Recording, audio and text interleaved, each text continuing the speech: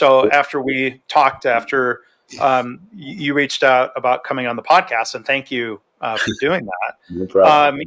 Connected with you on LinkedIn. I encourage other people to follow or connect, because it has been really interesting to read your posts about some of the business side of the NBA and being a player and writing about your other interests. There's probably a lot more players on Instagram than LinkedIn. Yeah, I'm not a big social media guy. I've never really been.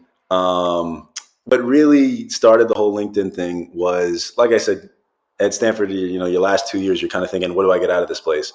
And, like I said, I made the decision to go to Stanford because I wanted the academics as well as the athletics. And I knew I was going to be playing professional basketball afterward, but I was like, in 5 years down the line, it's going to be weird connecting to alumni who I haven't stayed in touch with.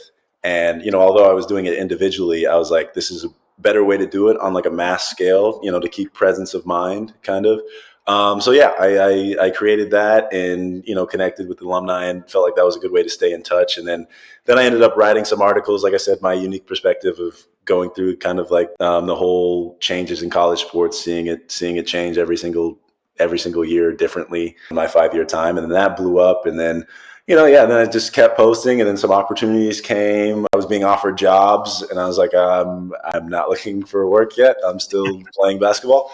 And so, yeah, it kind of just blew up from there. And then I just also decided like there's a huge gap missing on professional athletes kind of having a presence there. I mean, a lot of the big ones will, but, they tend to have somebody else kind of, most of that for them. And you can kind of tell. But yeah, I saw just a missing gap in that. And it was also a platform that I felt comfortable with and I actually wanted to use because it felt like it has not that other platforms don't have it, but LinkedIn is much more substance than it is just, getting the followers and getting everything else. It's like the people on there are really, change makers and everything like that. And these are the people you want to be talking to if you have other interests. And yeah, it's kind of exploded from there. I've had investment opportunities, tons of companies reach out.